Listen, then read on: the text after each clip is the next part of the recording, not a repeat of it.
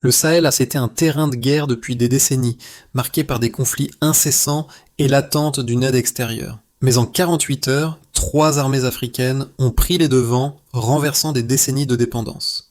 Cette action sans précédent, coordonnée entre le Burkina Faso, le Mali et le Niger, a non seulement bousculé les équilibres militaires, mais elle a aussi défini une nouvelle ère pour la région. Sous la direction d'Ibrahim Traoré, un homme formé sur le terrain plus que dans les académies, cette offensive a pris une ampleur inédite, marquée par une approche nouvelle, une guerre faite sans l'ombre d'une puissance étrangère. Ibrahim Traoré a choisi de mener sans bruit, sans éclat, mais avec une efficacité redoutable. Que signifie cette victoire pour le Sahel? Et comment cette guerre, menée de manière locale et sans soutien externe, a-t-elle redéfini la souveraineté militaire en Afrique? La bataille du Sahel n'était pas seulement une opération militaire, c'était une déclaration d'indépendance. Après des décennies de promesses non tenues et d'interventions étrangères inefficaces, Ibrahim Traoré et ses alliés ont décidé de prendre le contrôle de leur propre destin. L'objectif n'était pas seulement de repousser les ennemis, mais de prouver qu'un continent, souvent perçu comme dépendant, pouvait se défendre par ses propres moyens.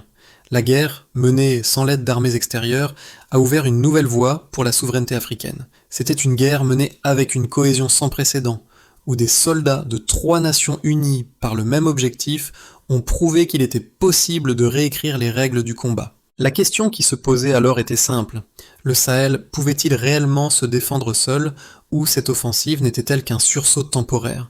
Le monde attendait de voir si ce modèle africain serait reproductible ailleurs, et à chaque heure de cette offensive, un peu plus de territoire était libéré, redonnant espoir à des millions de personnes fatiguées de l'attente interminable d'une aide qui ne venait jamais. Le coup de départ de l'opération a été si rapide et décisif qu'il a pris de court même les analystes militaires les plus avertis. En moins de 48 heures, les armées du Burkina Faso, du Mali et du Niger ont lancé une offensive coordonnée qui a renversé les rapports de force dans le Sahel. Ce n'était pas seulement une manœuvre militaire, c'était un mini-révélateur de ce que l'Afrique pouvait accomplir lorsqu'elle décidait de ne plus attendre l'approbation extérieure. Le Sahel, une région dévastée par des décennies d'interventions étrangères et de promesses non tenues, a vu un changement radical dans la manière dont la guerre était menée. Ibrahim Traoré, jeune leader formé sur le terrain et non dans les académies militaires étrangères, a orchestré une offensive qui a évité le piège de la dépendance.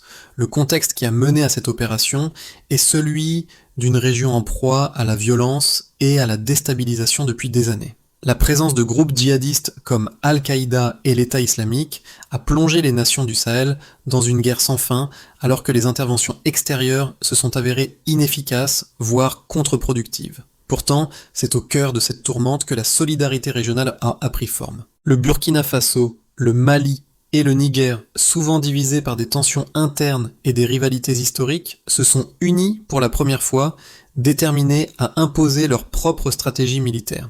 L'élément déclencheur a été la prise de conscience collective que la dépendance à l'égard de forces extérieures avait échoué. Le choix d'Ibrahim Traoré de ne pas attendre l'accord des puissances étrangères, mais de prendre des décisions locales, a non seulement marqué un tournant dans le combat, mais a aussi donné une nouvelle définition à la souveraineté africaine. Ce n'était plus un simple affrontement militaire, c'était une lutte pour redéfinir le pouvoir dans une région souvent perçue comme sous tutelle. Ibrahim Traoré n'était pas un général issu des académies militaires étrangères, mais un homme forgé sur le terrain, un leader calme et déterminé. Sa vision n'a jamais été d'imposer une domination militaire ou de rechercher la gloire personnelle, mais de rétablir l'autonomie du Sahel. C'est dans cette approche pragmatique qu'il a trouvé sa force. Lors de la première réunion des officiers des 3 pays impliqués, Traoré a parlé peu, mais ces mots ont frappé avec une rare clarté. Si nous pouvons partager la douleur, nous pouvons partager le commandement. Il n'était pas là pour être un symbole, mais un catalyseur d'unité. Sous sa direction, les armées africaines ont abandonné les divisions internes pour se concentrer sur un objectif commun, mettre fin à l'attente éternelle et prendre en charge la sécurité de leur propre région. L'impact initial de cette opération fut immédiat. Les premières frappes ont pris les ennemis par surprise, et l'efficacité de la coordination a rapidement affaibli les forces adverses. Les bases militaires, autrefois isolées et fragiles, ont été connectés dans un réseau de communication rapide et sécurisé, géré par des technologies locales créées par des ingénieurs sahéliens. L'unité des forces, qui jusque-là semblait être de simples fragments d'une armée plus grande, a montré que la véritable puissance réside dans la cohésion, l'agilité et la réactivité. Les premières victoires ont redonné confiance à une population épuisée, qui avait longtemps espéré une solution, mais en vain. Cette attaque symbolisait bien plus qu'une simple victoire militaire. Elle incarnait une renaissance, celle d'une Afrique qui choisit de se défendre seule.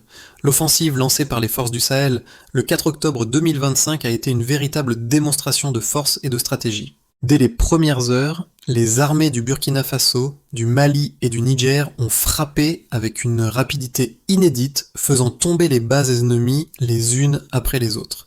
Les frappes aériennes ont été coordonnées à partir de drones conçus localement et non par des satellites étrangers. Cela a bouleversé les attentes, car la coordination n'était plus un exercice entre puissances extérieures, mais un effort local mené et exécuté par des forces du Sahel elles-mêmes. Au sol, les troupes avancent rapidement, prenant le contrôle de zones stratégiques et de villages longtemps sous la menace des djihadistes.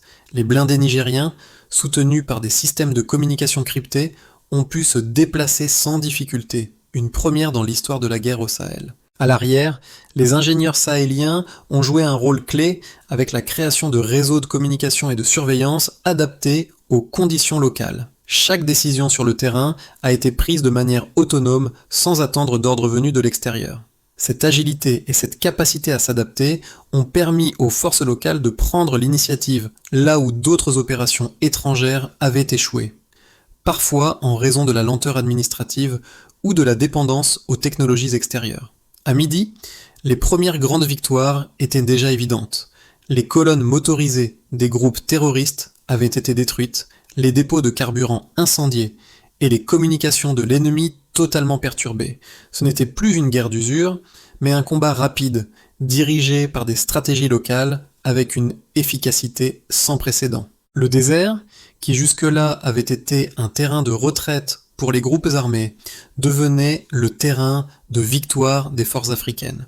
La cohésion entre les trois pays du Sahel était telle que les lignes de communication et de commandement se sont fluidifiées, facilitant des actions coordonnées et efficaces.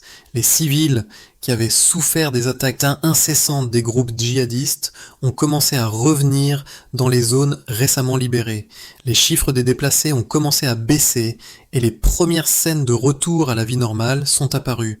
Les marchés ont rouvert, les routes étaient de nouveau sûres et les habitants des villages ont pu respirer plus librement. Ce n'était pas simplement une victoire militaire, mais un renversement de la situation. Ce changement de dynamique a offert une nouvelle perspective sur ce que l'Afrique pouvait accomplir par elle-même sans dépendre des aides extérieures. Le véritable coup de maître a été cette capacité à se coordonner, à agir avec rapidité et à prendre des décisions locales, sans chercher une validation internationale.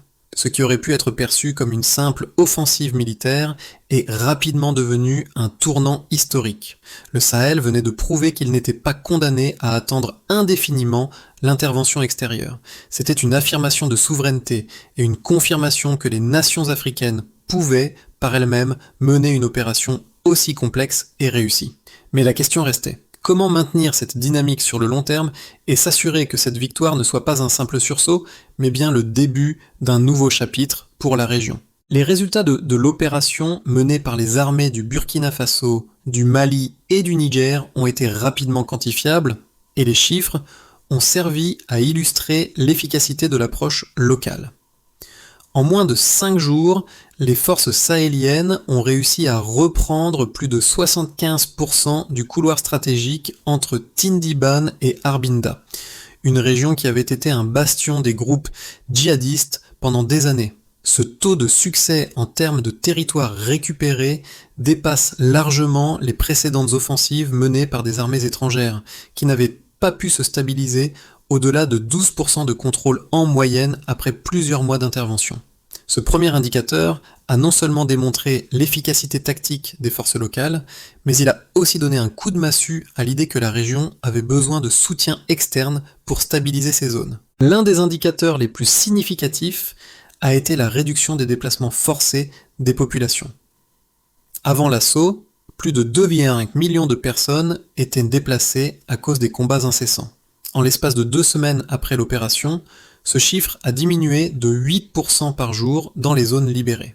Cet impact immédiat sur les populations réfugiées montre que non seulement les forces sahéliennes étaient capables de reprendre le terrain, mais aussi qu'elles étaient en mesure d'assurer la sécurité nécessaire pour que les civils puissent retourner chez eux en toute confiance. Ce phénomène, mesuré par des observateurs internationaux, a été un tournant important, car il a prouvé que la stabilité pouvait être restaurée plus rapidement avec une approche locale. Un autre indicateur clé a été le coût logistique de l'opération. En comparaison avec les missions internationales menées dans la région, les coûts par kilomètre d'opération ont été réduits de près de 60%. Près de 60%. L'utilisation de drones locaux, d'ingénieurs sahéliens pour la maintenance et la construction d'infrastructures adaptées aux besoins du terrain a permis de réduire les dépendances externes et d'optimiser les ressources.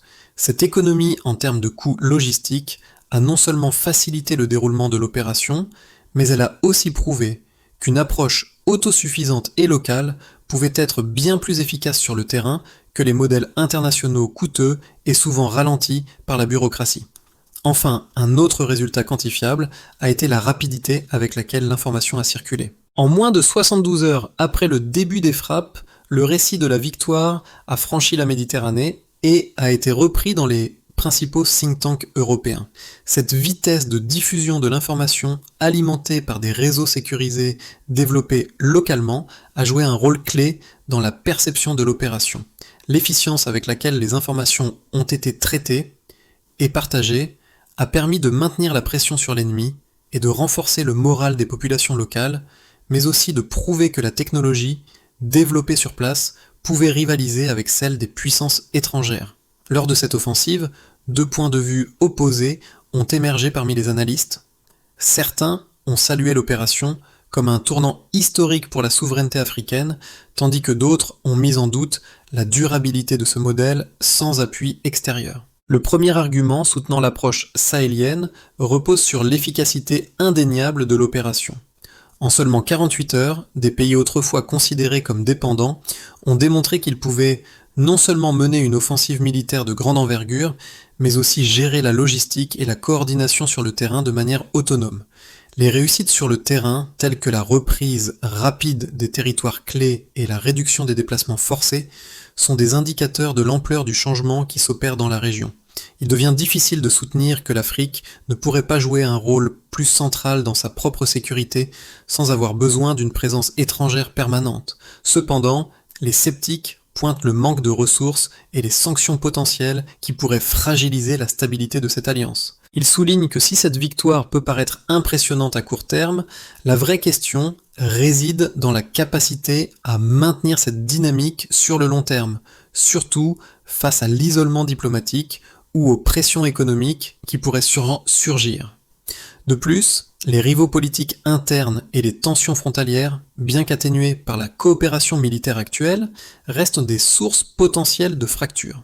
Le danger, selon ces analystes, est que la victoire ne soit qu'un feu de paille, un sursaut temporaire d'une région encore vulnérable. Cela dit, le modèle de l'Alliance des États du Sahel, AES, offre également des éléments de résistance aux critiques. La rapidité avec laquelle les forces sahéliennes ont agi, ainsi que l'adhésion des populations locales, suggèrent que la région dispose de ressources humaines et logistiques insoupçonnées. De plus, la stratégie de coordination régionale a permis de créer des synergies inédites avec des initiatives locales qui ont permis de contourner certaines des difficultés économiques et logistiques. Si les dirigeants sahéliens peuvent maintenir cet élan, il est possible que la région développe un modèle de gouvernance et de sécurité autosuffisant, qui puisse servir d'exemple pour d'autres zones d'Afrique confrontées à des défis similaires. Ce que l'on croyait être une simple offensive militaire s'est révélé être un changement de paradigme pour la région. À mi-chemin de l'opération, la véritable victoire ne résidait pas uniquement dans les batailles gagnées sur le terrain, mais dans la capacité du Sahel à se réorganiser, à prendre des décisions locales et à inverser la logique de dépendance. Ce tournant a montré que le Sahel pouvait non seulement se défendre, mais qu'il pouvait aussi reconstruire sa propre souveraineté en réinventant ses méthodes militaires et en utilisant des ressources locales adaptées. En effet, le véritable tournant est survenu lorsque les autorités sahéliennes ont fait le choix de ne pas simplement compter sur des partenaires extérieurs pour les aider à récupérer leur territoire. Les forces sahéliennes ont pris le contrôle des infrastructures critiques, comme les routes et les réseaux de communication, avec l'aide d'ingénieurs locaux. Ce modèle a permis non seulement une action rapide, mais aussi une forme de résilience durable, loin des dépendances d'antan. La question fondamentale qui s'est posée alors était la suivante.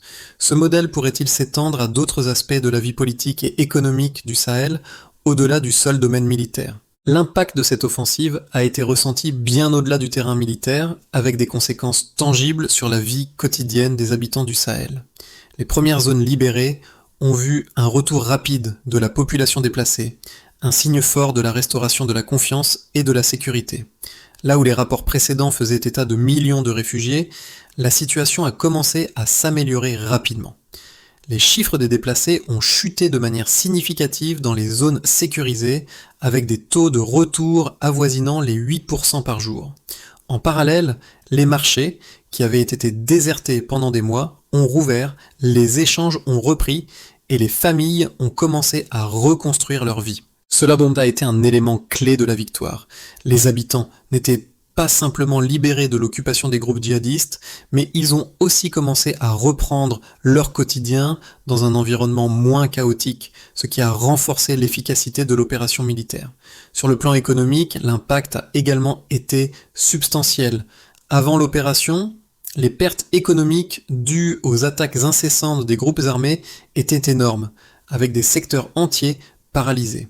Mais en récupérant des zones stratégiques, le Sahel a réussi à rétablir certaines routes commerciales et à redonner vie à des infrastructures essentielles.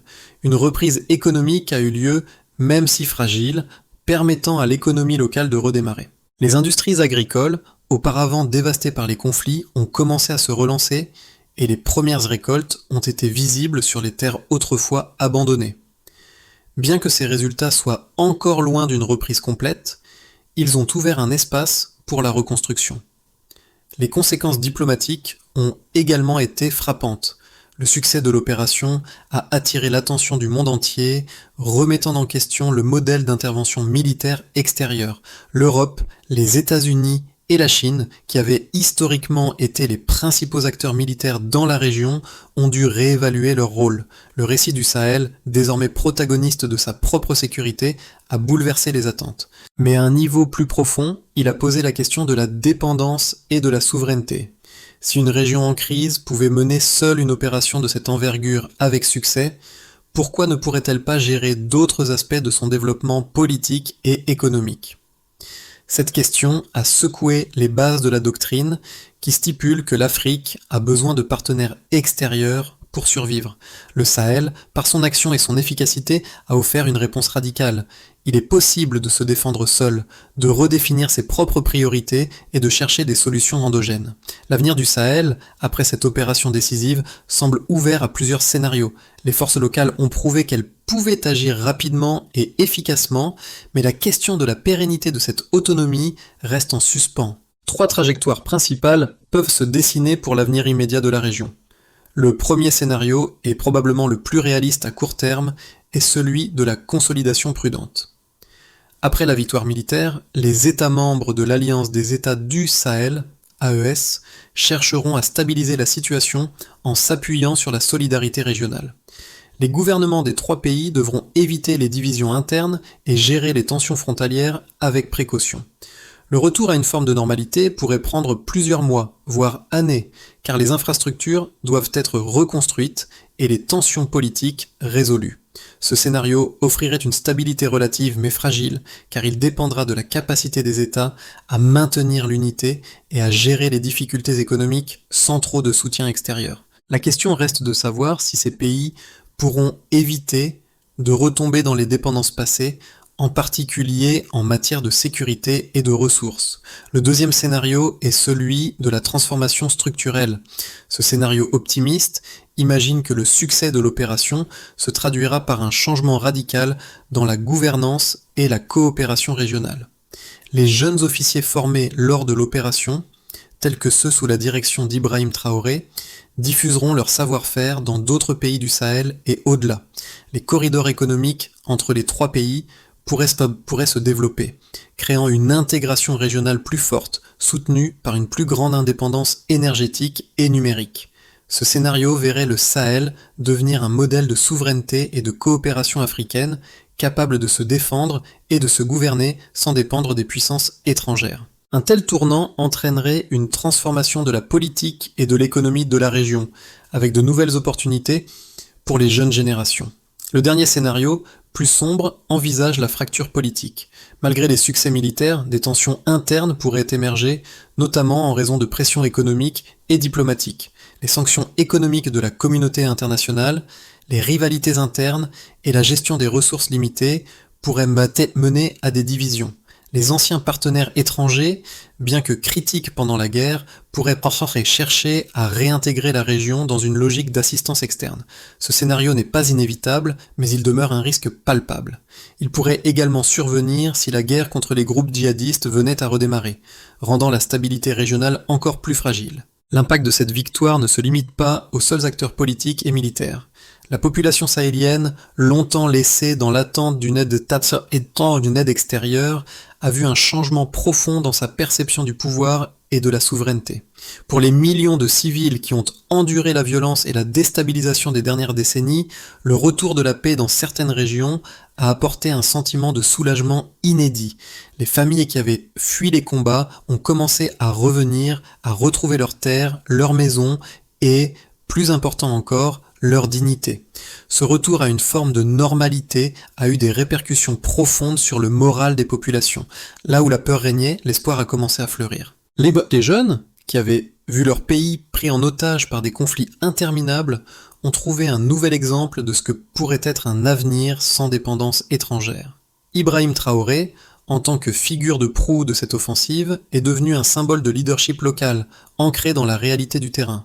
Sa capacité à conduire une telle opération, sans le soutien direct des puissances mondiales, a inspiré un grand nombre de jeunes sahéliens qui ont vu en lui un modèle de résilience et d'autonomie. Mais l'impact ne s'est pas limité à un simple retour à la paix. Pour beaucoup, cette victoire a servi de catalyseur à un changement de mentalité. Il ne s'agit plus simplement de survivre à la guerre, mais de construire un avenir commun fondé sur l'unité régionale et la souveraineté. Les médias locaux ont joué un rôle clé en diffusant ces messages de résilience et de solidarité.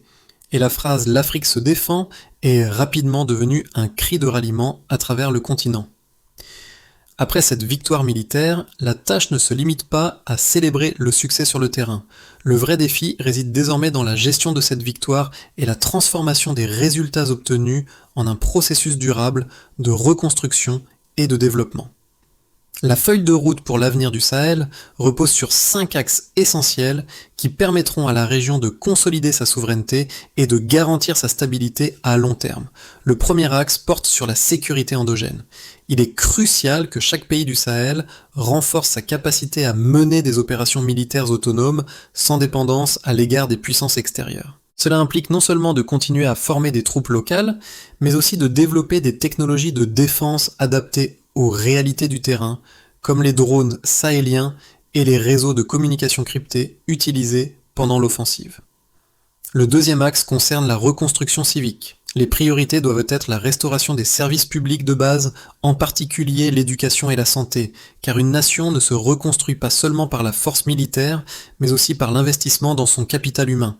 Le retour à l'école, la réparation des infrastructures sanitaires et la réhabilitation des routes et des ponts doivent être des priorités immédiates. Le troisième axe est celui de l'intégration régionale.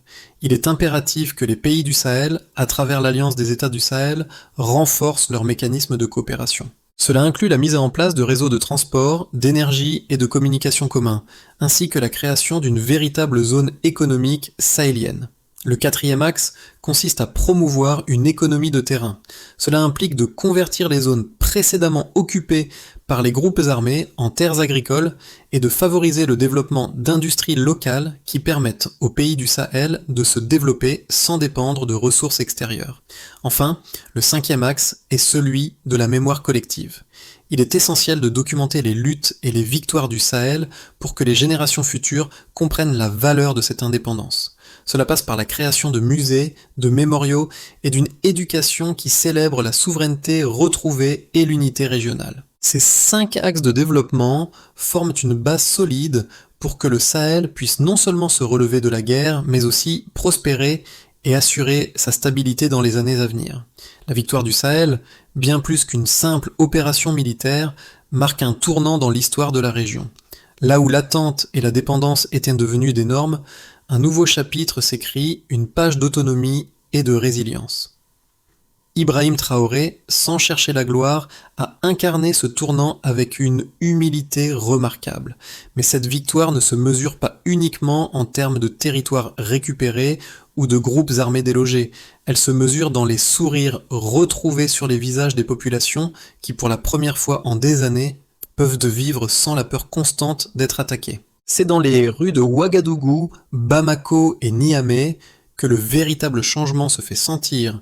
Les citoyens, autrefois spectateurs, deviennent les acteurs de leur propre destin.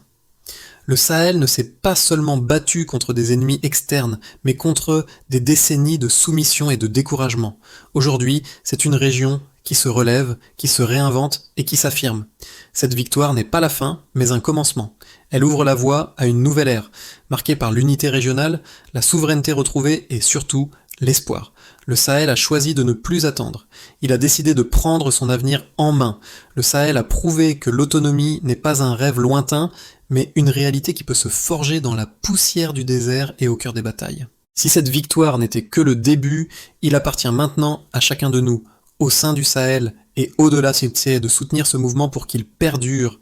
L'histoire du Sahel doit servir de modèle, non seulement pour l'Afrique, mais pour le monde entier. Un modèle de résistance, de solidarité et de souveraineté retrouvée. Aujourd'hui, les voix du Sahel se font entendre. Ces voix, qui ont été longtemps ignorées, sont désormais un écho de dignité et de force. Mais la route est encore longue. Ce n'est pas la fin d'un conflit, mais le commencement d'une reconstruction collective. C'est l'histoire de ceux qui, au-delà de la guerre, ont su se redéfinir et construire un avenir commun.